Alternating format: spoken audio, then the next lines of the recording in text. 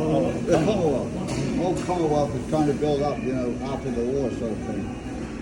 So I got a job. His mum, my Auntie Cat, got me a job with C.H. Braun and Company. I remember those people. Putting white lines onto ping pong tables. But it was a job, right? Yeah. But I also was painting signs. And his mum liked the one that I did for Red Rose Tea on the side of a wall up there. It was a copy of the Red Rose box of tea. It's got a rose on it. I did a pretty good job, I guess. Anyway, so where am I going with this?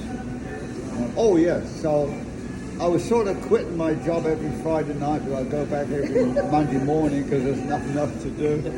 So I do remember this part. It was Sunday afternoon, it was in the summertime, and it was warm, and I was outside talking about, all of a sudden my friend, whatever his name was, said, here, there's an ad in this paper. I was talking about work, I guess, and he said, look at this ad. It says sign painters wanted $4.75 an hour plus. I was making $1.75 an hour, top dollar. $4.75 an hour, and there's a phone number. So I guess I ran home, I dialed the number, and they were working on a Sunday afternoon. You've heard this story 28 times, right? So they were working on a Sunday afternoon. The bloke said, yeah, come on down. I said, well, I'm up here in Canada. He said, well, it doesn't matter, we need you. Come on down. So I jumped into my 57 Chrysler Newport, made in Canada, with bolt tires, and roared down Highway 99 back then, before I-5 was in, Found this place in Chris Sign Company in Seattle, which is no longer there, of course. And I couldn't believe it. The place was filled with sign painters working. Before I got to the place, I kind of drove around till I found it. Before I got it, I came across the bridge, the Aurora Street Bridge, and I could see in the distance these big iron things going up like that. And that was it. Two of those things, or three. Stop. I didn't know what it was. Later on, I found out what it was. They were building the space Newport, and that is why they were so busy down there. Seattle. That's what made Seattle. We were working on the clock. So I said, so I did a little sign for sale by, something I don't know. I said, you're hired, buddy. Start tomorrow. So I said, am I saying it right? I know I've told you twice. I know it word to word.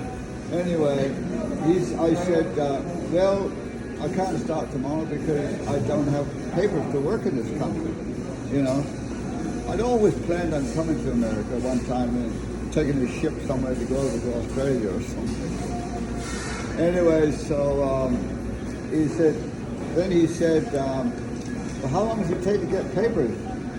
I didn't know. I said, I don't know, 6 months maybe. Today it's probably about 10 years if you're lucky, I don't know. Anyway, he said, we'll pay you under the table until you get your paperwork done. In other words, green cards, right? I said, okay. So I jumped into my 57 Chrysler Newport.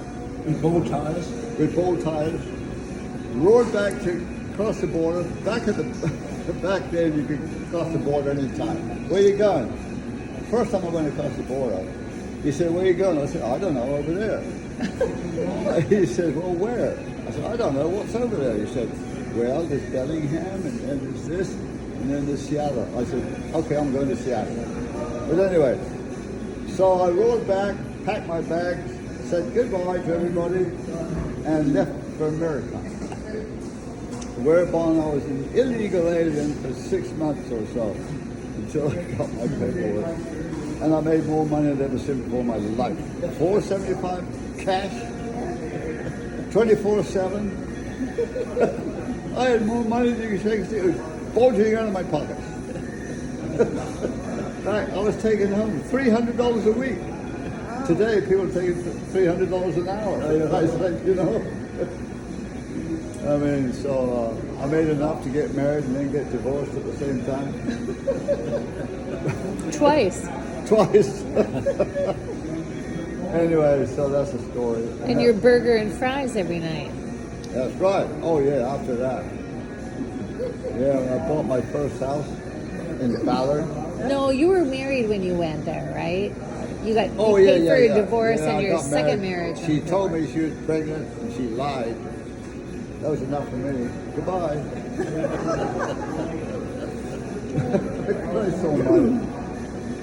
I did the right thing though, you know, being English and being an Austin, you know. But when I found out she wasn't pregnant, it pissed me off, you know.